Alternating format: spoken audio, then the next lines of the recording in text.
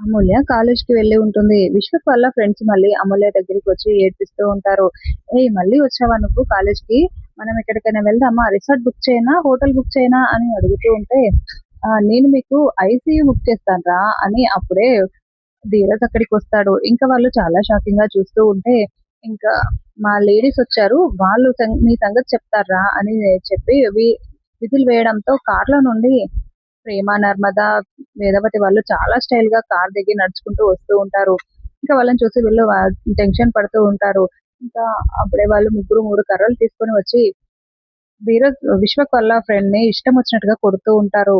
మరోవైపు విశ్వక్ అక్కడి నుంచి పారిపోవడానికి ట్రై చేస్తూ ఉంటే ధీరజ్ వెంబడిస్తూ ఉంటాడు. ఒక దగ్గర ధీరజ్ విశ్వక్‌ని పట్టుకొని చాలా కొడుతూ "నా చెల్లెల్ని ఏడిపిస్తావారా? నా చెల్లెల్ని ఏడిపిస్తావా?" అని కొడుతూ ఉంటాడు. ఇంకా అలా మళ్ళీ లాస్ట్‌కి అందరిని తీసుకొని వచ్చి అమూల్య ముందు నించోబెట్టి "ఇంకొకసారి నా చెల్లెల జోలికి వచ్చారంటే మీ పరిస్థితి ఏమవుతుందో మీరే అర్థం చేసుకోండి" అని అమూల్య చేత వాళ్ళందరికీ చెంపదెబ్బలు కొట్టించి పంపించేస్తాడు.